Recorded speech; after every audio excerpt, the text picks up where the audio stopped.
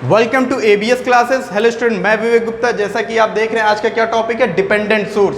तो electrical engineering में आज हम क्या पढ़ेंगे, डिपेंडेंट सोर्स। अभी तक जितने भी मैंने आपको सोर्सेज पढ़ाए वो क्या थे, वो सारे के सारे इंडिपेंडेंट थे, वो किसी पे डिपेंड नहीं कर रहे थे। लेकिन डिपेंडेंट सोर्स मुझे पढ़ना है। तो डिपेंडेंट सोर्स क्या होता है, ये एक मॉडलिंग कॉन्सेप्ट है। इसके द्वारा हम साधारणतः क्या करते हैं, जो भी मैं एनालॉग डिवाइस होता है उसके बारे इससे हम स्टडी करते हैं। और इसका इंटरनल रेजिस्टेंस स्टूडेंट हमें जो डिपेंडेंट सोर्स होता है उसका पता नहीं होता, इसलिए हम सर्किट में इसे डायरेक्ट सप्रेस नहीं कर सकते। मतलब सर्किट में डायरेक्ट हम इसे खत्म नहीं कर सकते। जैसे इनडायरेक्ट जो इंडिपेंडेंट सोर्सेज होते थे उसको हम क्या करते थे, उसके इंटरनल रेजिस्टेंस से जो है सर्किट में जो है चेंज कर देते थे। लेकिन इसका मुझे इंटरनल रेजिस्टेंस पता नहीं होता, इसलिए डायरेक्ट मैं इसे सर्किट में सप्रेस नहीं कर सकता हूँ। चलिए, और डिपेंडेंट सोर्सेज क्या होते हैं, ये 4 प्रकार के होते हैं। कितने प्रकार के होते हैं, ये स्टूडेंट 4 प्रकार के होते हैं। चलिए पहला देखते हैं। इसी में एक मैंने ये सोर्स बनाया। अच्छा, वो सब सोर्सेज जो इंडिपेंडेंट थे मैं कुछ ऐसे बनाता था प्लस माइनस करके, या करंट सोर्स ऐसे बना लेता था, या इस वोल्टेज सोर्स को मैं ऐसे कर लेता था, ठीक है।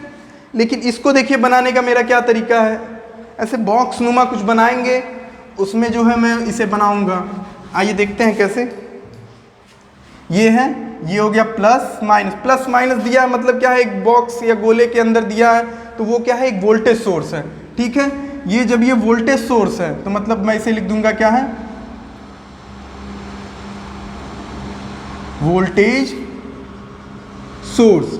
लेकिन ये क्या है, ये मान लीजिए 6V1 है, ठीक है।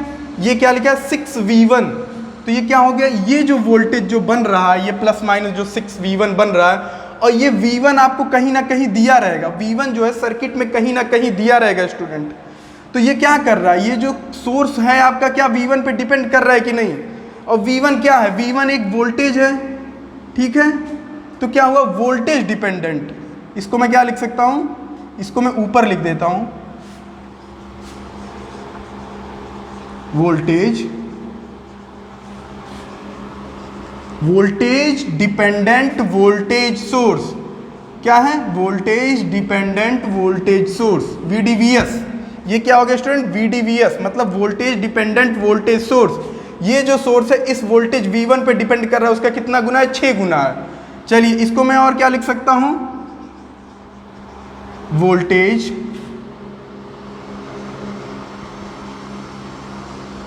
Voltage controlled. ये देखिए भाई, वोल्टेज पे कंट्रोल हो रहा है कि नहीं, वोल्टेज के द्वारा ये कंट्रोल हो रहा है, voltage controlled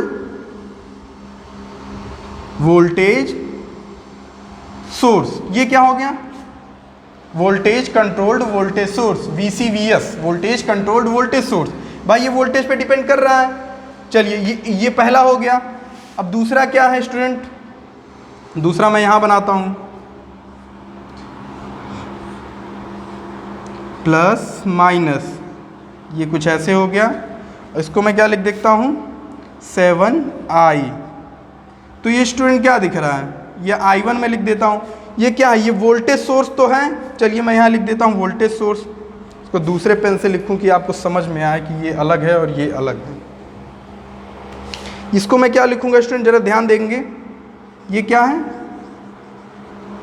voltage source. Voltage source तो है भाई, क्योंकि प्लस माइनस है। और ये किस पे डिपेंड कर रहा है स्टूडेंट, करंट पे। तो क्या मैं लिखूंगा, current dependent, current dependent voltage source. कैसे इसको लिखूंगा, current dependent voltage source, CDVS। इसको और क्या मैं लिख सकता हूं student, current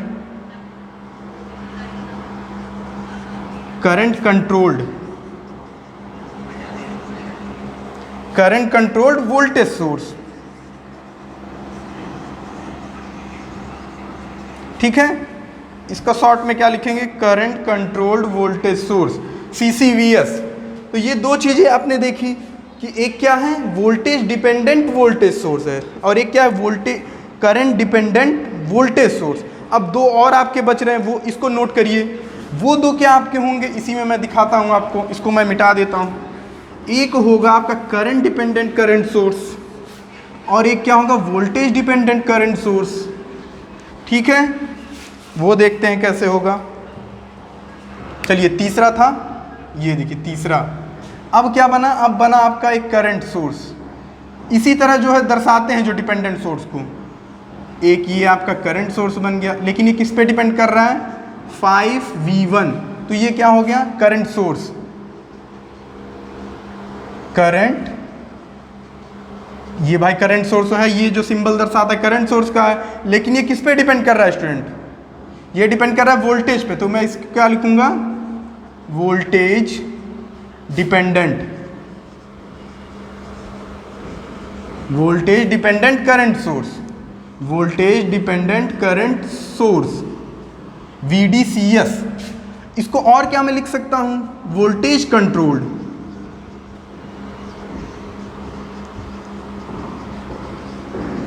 voltage controlled current source.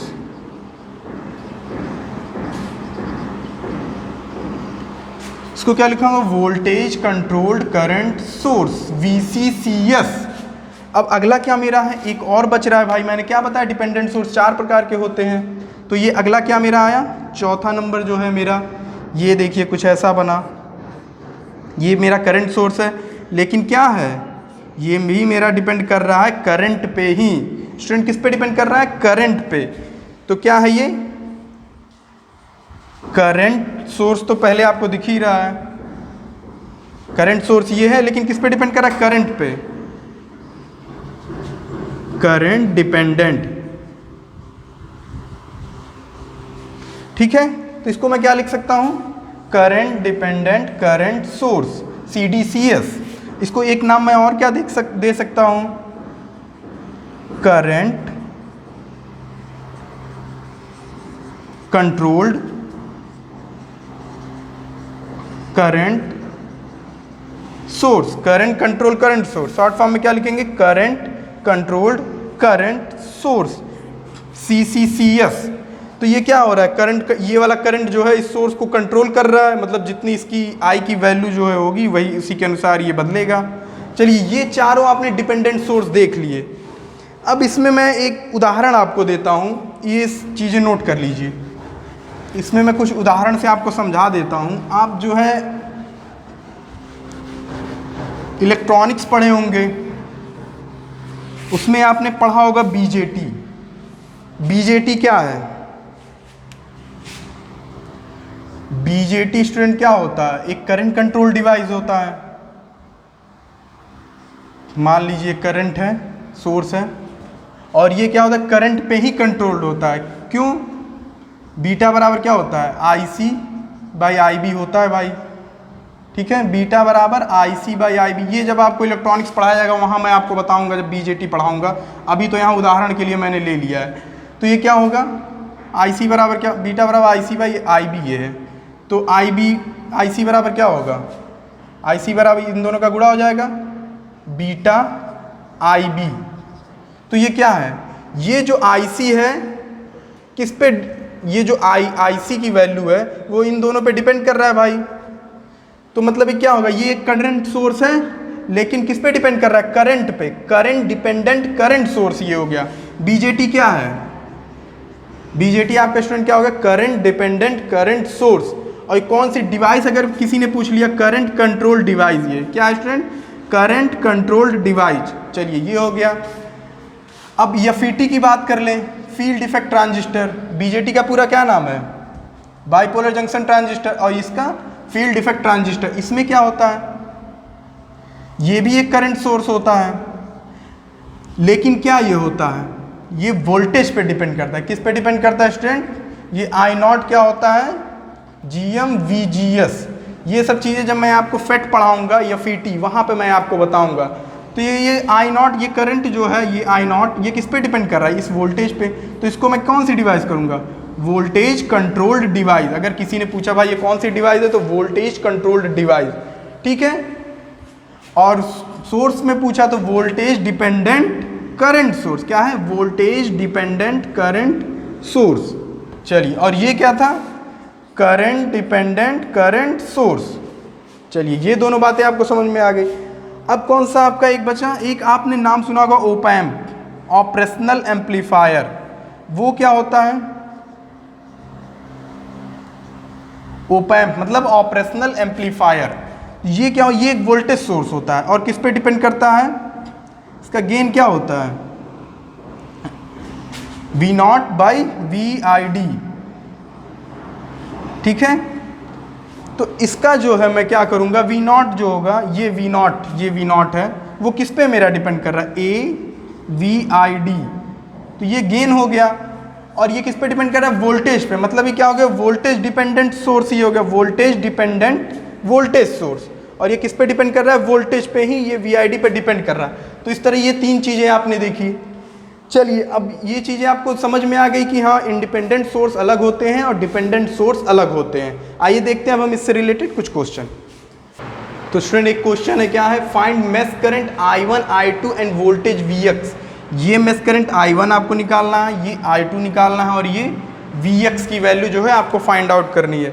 तो ये सब बताने से पहले, मैं क्वेश्चन शुरू करने से पहले एक बात बता दूं, इसमें जो है लिंक की इक्वेशन एक बनाते हैं, लेकिन वो सब बनाने की आपको आवश्यकता नहीं। मैंने कल आपको क्या कहा, आप जो एडवांस में अब आप चलेंगे, सर्किट देखते ही तुरंत आपको सॉल्व करना है। तो इसमें क्या है, लिंक की इक्वेशन बनाना, जैसे यही हो गया, ये हो गया क्या है मेरा I1, यही है, तो I1 इक्वल टू क्या होगा, V अपॉन R, ये V है और ये R है, तो Vx अपॉन 1 तो इक्वल टू Vx। तो क्या होगा लिंक की equation, I1 equal to Vx, यही आपका लिंक की इक्वेशन एक बनता है। इसका हालांकि हम लोग ऐसे आपको बताऊंगा कि ये सब चीज़ों की ज़रूरत ही नहीं पड़ेगी। चलिए आपका तो I1 मिल गया भाई, क्योंकि जो करंट यहाँ फ्लो होगा इसमें, इस 1 ओम में, वही ऐसे जो है मेश करंट होगा। तो I1 की वैल्यू कितनी निकल के आ गई है, I equal to V upon R, Vx upon ये R।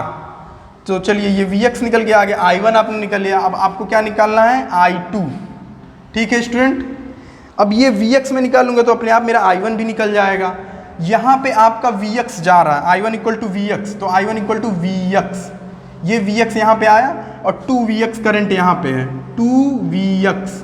तो दोनों मिलके कितना हो जाएगा स्टूडेंट, यहाँ पे 2Vx और 1Vx, 3Vx। चलिए अब मैं सुपर मैश आपको मैंने पढ़ाया था, सुपर मैश में क्या करते हैं, शूट थ्रू, यहाँ मतलब सीधे ऐसे आगे चल जाते हैं, ये नहीं कि एक एक मैश को जो है देखेंगे, नहीं, यहाँ से चलेंगे सीधे पूरा ऐसे। चलिए पहले क्या मिला, Vx,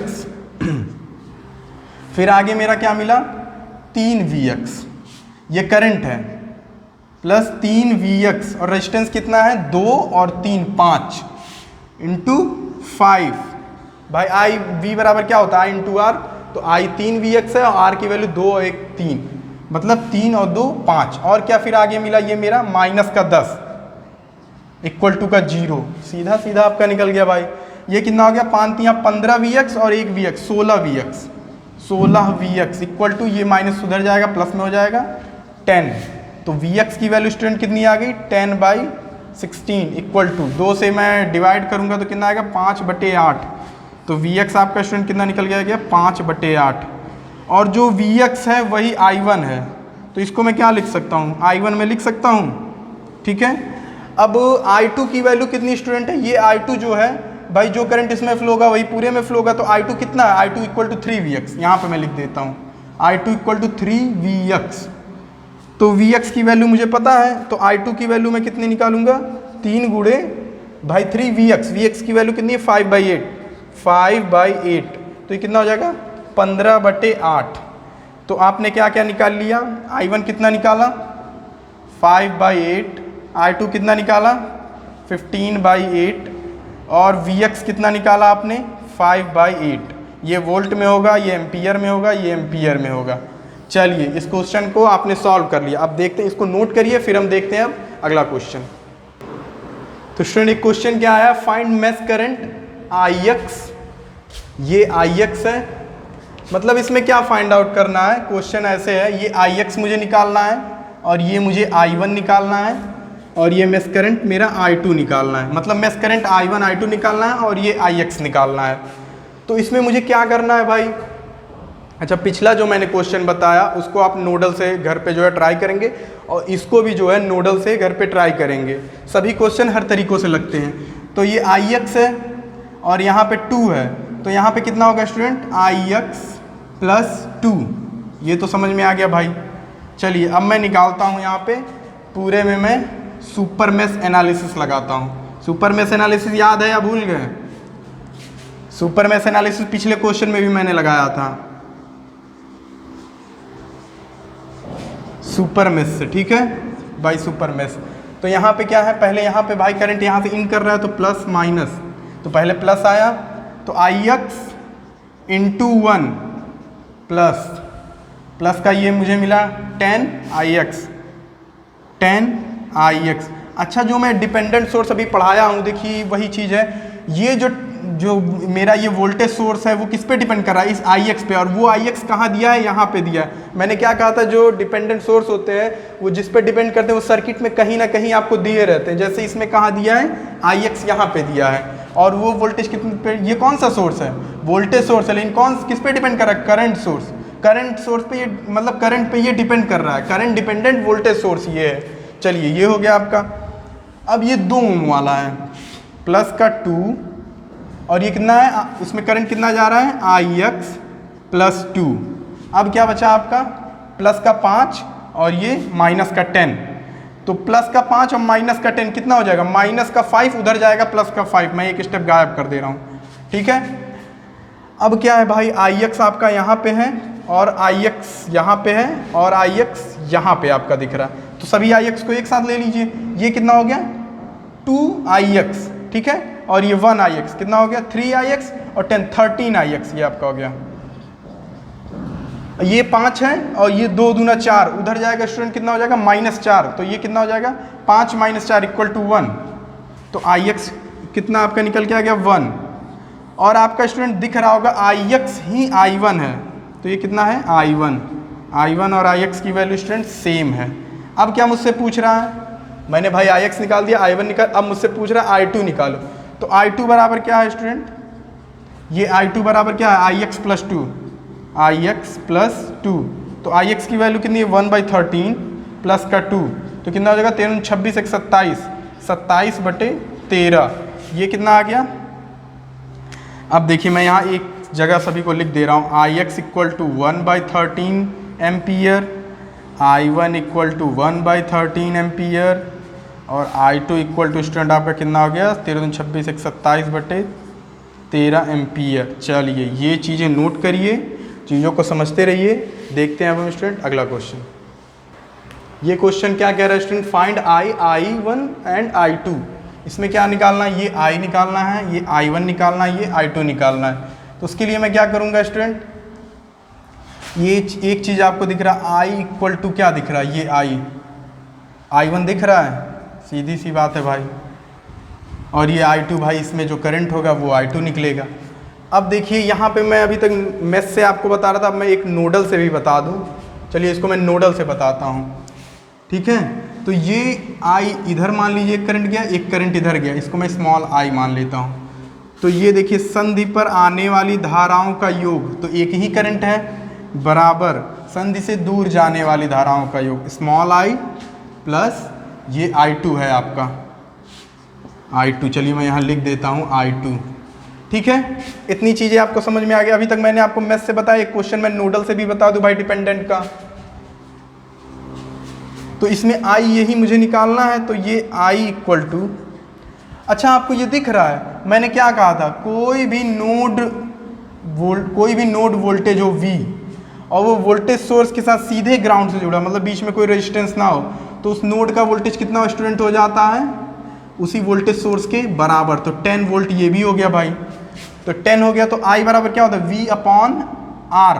तो V मतलब 10, एक नोड से जाके दूसरे नोड पे जाना, तो 10 - 0, ये भाई 0 वोल्ट होगा, 10 - 0/4, तो 10 - 0/4 प्लस I2 कितना है 10 माइनस ये वोल्टेज सोर्स है, तो घटता हुआ जाएगा 2I - 0, ये भाई 0, एक नोड से चलते हुए दूसरे नोड /2, ये हो गया। अब कुछ बचा नहीं, चलिए हो गया।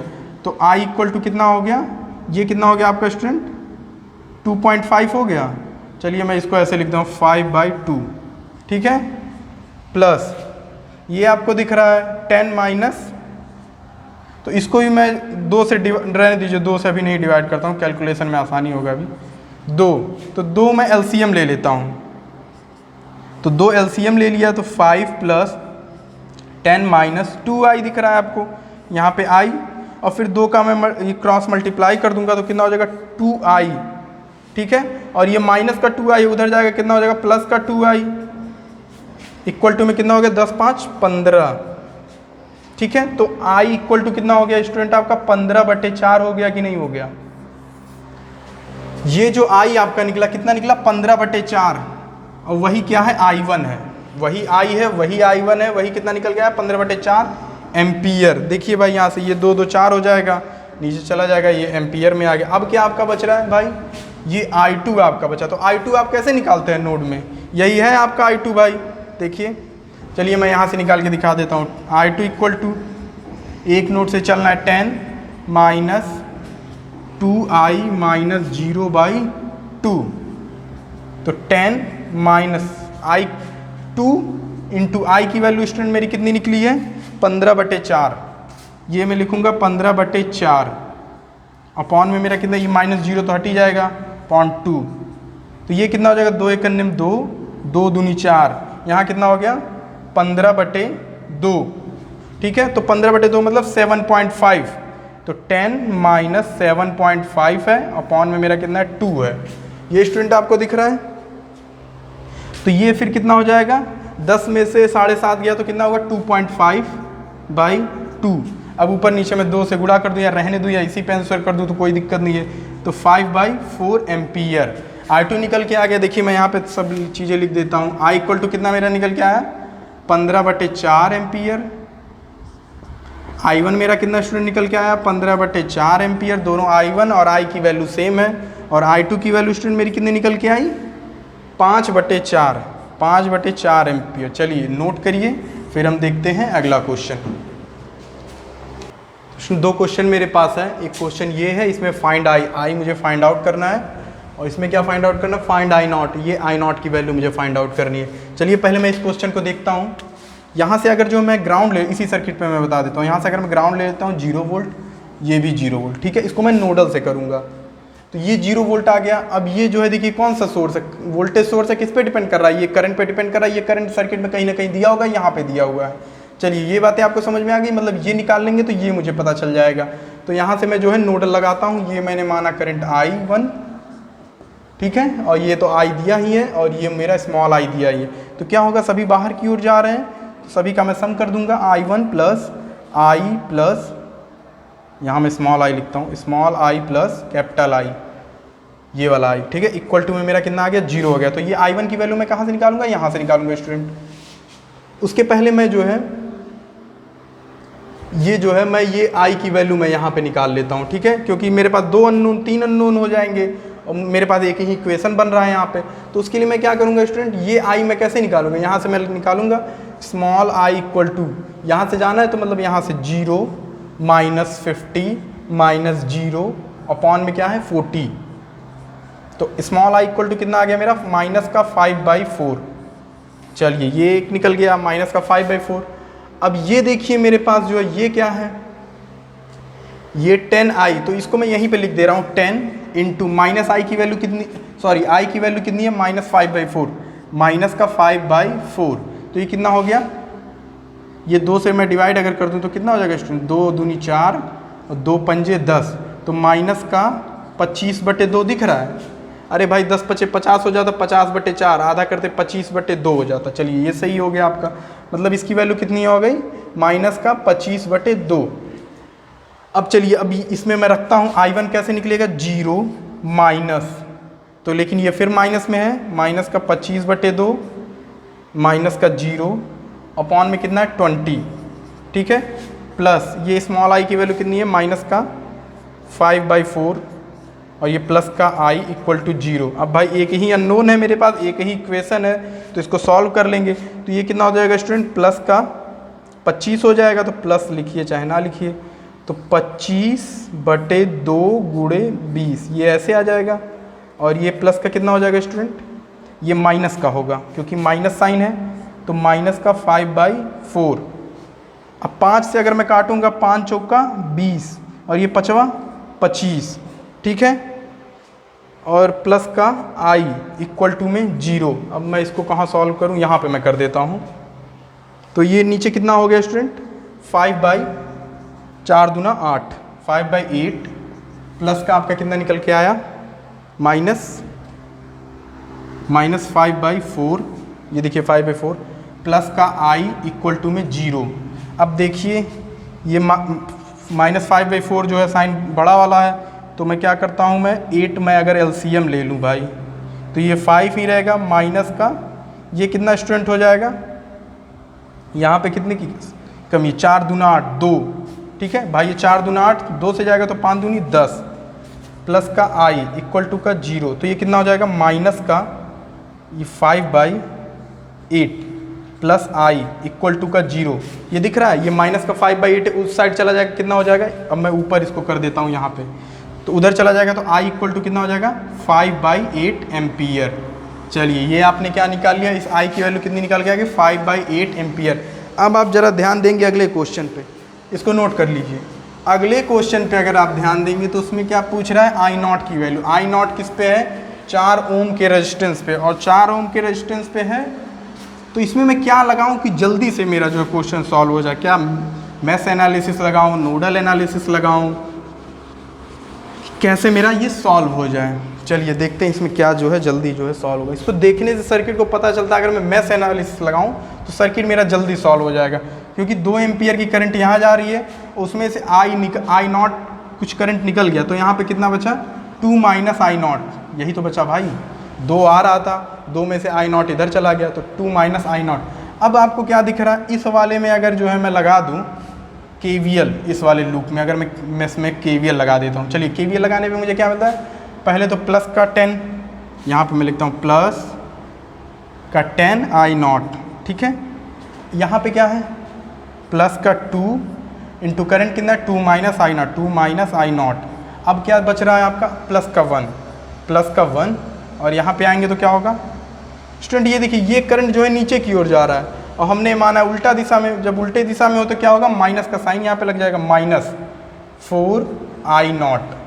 भाई ये करंट I0 इसमें जा रहा है, 4 है, इक्वल टू 0, कुछ अब बचा नहीं। अब जो है देखिए I0, थोड़ा इसको पहले सॉल्व कर लीजिए, 10 I0 plus 4, 2 × 2 4 minus 2 I0 plus 1 minus 4 I0 equal to का 0। अब क्या 10 I0 इधर है, माइनस का 2 I0 इधर है, और ये माइनस का 4 I0 इधर है, तो ये कितना हो जाएगा, 4 2 6। स्टूडेंट कहाँ गया ये, हाँ 4 और 2 6, और ये कितना है 10, तो कितना होगा 4, तो प्लस का 4 I0, और ये कितना है 4 और 1 5 हो जाएगा, प्लस का 5 इक्वल टू का आपका कितना आया 0। तो ये 5 मैं उधर भेज दूंगा। अब आगे मैं यहाँ पे थोड़ा सॉल्व कर दे रहा हूँ, 4 I0 वो लाइन मैं फिर से लिख दे रहा हूँ, प्लस का 5 इक्वल टू का 0। तो I0 इक्वल टू कितना आएगा, ये उधर चला जाएगा तो माइनस का 5 हो जाएगा, और ये नीचे आ जाएगा तो 4, तो I0 कितना निकल गया, -5/4 एम्पियर। तो क्वेश्चन को नोट करिए। अब देखते हैं अब हम स्टूडेंट अगला क्वेश्चन। स्टूडेंट एक क्वेश्चन, 3 क्वेश्चन है। पहला क्वेश्चन मैं ये देखता हूँ, इसमें क्या कह रहा है, find I using nodal analysis. Question में तो कह दिया भाई नोडल एनालिसिस से लगाना है। चलिए नोडल एनालिसिस में करता हूँ। यहाँ पे मैं ग्राउंड लेता हूँ, तो ये क्या है, नोड वोल्टेज जो है, ये नोड वोल्टेज यहाँ का जो होगा वो सीधे वोल्टेज सोर्स से ग्राउंड से जुड़ा है, तो यहाँ पे कितना आ जाएगा 10 वोल्ट, ठीक है। एक यहाँ पे मैं करंट मान लेता हूँ I1, और यहाँ का करंट क्या मैं मान लेता हूँ स्टूडेंट I2, ठीक है। तो इसमें क्या मुझे पूछ रहा है, अच्छा ये I पूछ रहा है, तो I इक्वल टू क्या हो जाएगा स्टूडेंट, मेरा एक करंट जा रहा है और दोनों निकल रहे हैं, तो I equal to I1 plus I2, ठीक है। तो I1 की वैल्यू क्या है 10/4 प्लस I2 की वैल्यू कितनी है 10 माइनस, ये I था यहाँ पे, 10 माइनस 2I माइनस 0, तो लिख नहीं रहा हूँ, अपॉन 2। चलिए अब I एक इक्वेशन है, एक अननोन है, आप निकाल लेंगे। ये कितना, 2 से मैं डिवाइड करूँगा तो 5/2 प्लस ये कितना है 10 माइनस 2I/2, 2 एलसीएम में लूँगा और 2 का गुणा मैं इधर कर दूंगा, तो ये कितना हो जाएगा 2I। ये क्वेश्चन मैंने पीछे कराया है क्या, चलिए फिर से करवा दे रहा हूँ, अगर करवाया भी होगा तो। ये 2I हो गया, ये कितना हो गया 5 प्लस 10 माइनस 2i, ये इधर चला जाएगा, कितना हो जाएगा 4i, 4i इक्वल टू 15। ठीक है स्टूडेंट, 10 और 5 15, तो i इक्वल टू आपका स्टूडेंट कितना निकल के आ गया, i इक्वल टू 15/4 एम्पियर। चलिए ये आपने निकाल लिया। अब दूसरे क्वेश्चन पे मैं ध्यान देता हूँ, ग्रीन कलर से जो लिखा है, find V naught. V naught कहाँ पे है आपका, ये वी नॉट है, और ये कौन सा सोर्स है, करंट सोर्स है, लेकिन किस पे डिपेंड कर रहा है, वोल्टेज पे, वोल्टेज डिपेंडेंट करंट सोर्स ये है। तो इसमें मैं स्टूडेंट अब क्या करूँगा, इसमें क्या लगाया जाए भाई, ये ग्राउंड करिए आप और यहाँ पे करिए, तब ये कितना आ जाएगा 10 वोल्ट, ये तो भाई सीधा सीधा दिख रहा है, ये 10 वोल्ट आ गया। तो इसमें मैं करंट अगर निकाल लूँ या मैं सीधे वोल्टेज डिवाइड कर दूँ, ये 10 वोल्ट है पूरा इतना, तो 10 × 3/3 + 2, 3 + 2 ये 5 हो जाएगा, 5 × 5 5 दूनी 10 बराबर 3 दूना 6, 6 वोल्ट, कितना आ गया 6 वोल्ट। चलिए अब अगला देख, एडवांस तरीके से मैंने बताया तुरंत, देखिए 10 वोल्ट आ गया, ये जो 10 वोल्ट है ये टू पार्ट में डिवाइड होगा, तो वो मैंने क्या किया, वोल्टेज डिवीजन रूल मैंने अप्लाई किया और तुरंत ये जो है मेरा फाइंड हो गया। अब अगला देखिए क्या है, अगले में क्या मुझे फाइंड आउट करना है, फाइंड IR। तो IR को मैं कैसे फाइंड करूँगा भाई, ये IR है, तो इसमें भी सीधा सीधा दिख रहा है भाई, ये 24 वोल्ट यहाँ पे आ जाएगा, तो IR इक्वल टू V/24/6 बराबर 6 चौक 24, IR इक्वल टू 4। ऐसे सारे ही क्वेश्चन जो हैं आपके एग्ज़ाम्स में आते हैं और सेकेंडों में हो जाते हैं। बस आपको ध्यान लगाना है कि कौन सा जो है मैं थ्योरम किस में मैं लगाऊं, किस में मैं नोडल लगाऊं, किस में मैं करंट डिवीज़न रूल लगाऊं, किस में मैं VDR लगाऊं, किस में CDR लगाऊं, किस में जो है मैश एनालिसिस लगाऊं। ये सब चीज़ें आपको प्रैक्टिस से आएंगी, तो प्रैक्टिस हमारे साथ करते रहिए और जो है रोक दिए क्या, प्रैक्टिस हमारे साथ करते रहिए और फिर जो है ये सब चीज़ें सीखते रहिए। चलिए वीडियो को लाइक कमेंट शेयर करिए, थैंक यू।